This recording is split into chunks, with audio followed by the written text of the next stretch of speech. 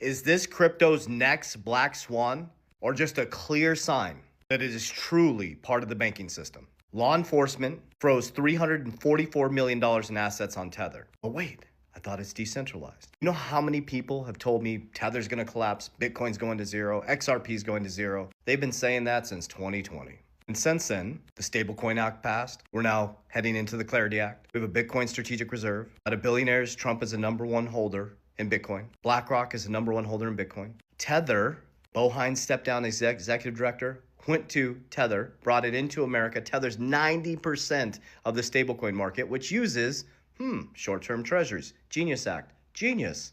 USAT and stablecoins like USDC, which is connected to BlackRock, USD1, which is connected to Trump, RLUSD, which is connected to Ripple, USAT, largest stablecoin in the world, is now connected to Bo Hines, he's the CEO, uses short-term treasuries to make them one-to-one, 60% of them.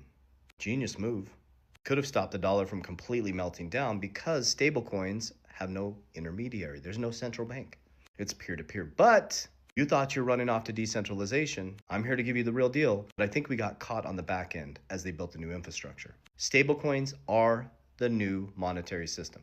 Bitcoin will be strategic reserves all over the world. Will end up being one of the most scarce assets in the world to be your new digital gold. Assets like XRP will be the bridge currency that moves a lot of value through the system. It's not or, it's and. Just like there's Samsung and Apple phones, there'll be XRP, there'll be other technologies. Ripple's just a juggernaut, and XRP sits at the center of everything they do. So you have to remove your emotion. First they resist it, then they sue it, then they regulate it, then they join it. Draper, we're in regulation and joining phase. We went from wild, wild west to now the banks coming in.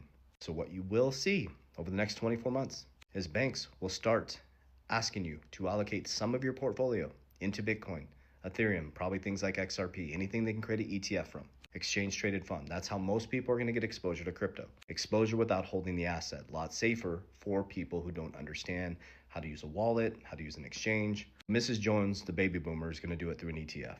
And remember, financial advisors gets paid under assets under management. So why the hell wouldn't you put 1 to 5% of Bitcoin in someone's portfolio when it grows 50% every year? If you get paid under assets under management, your assets under management become much larger. Just use logic, guys. I know you want to believe there's this big battle between left and right, big battle between the banking and decentralization.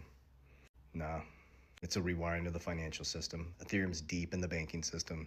Ripple's deep in the banking system. Bitcoin is becoming one of the favorite store of values for elites. People have been saying it's going to zero since 2020. Tether was going to collapse since 2020. It's always the next, but there will be black swans. The black swans are to shock the public.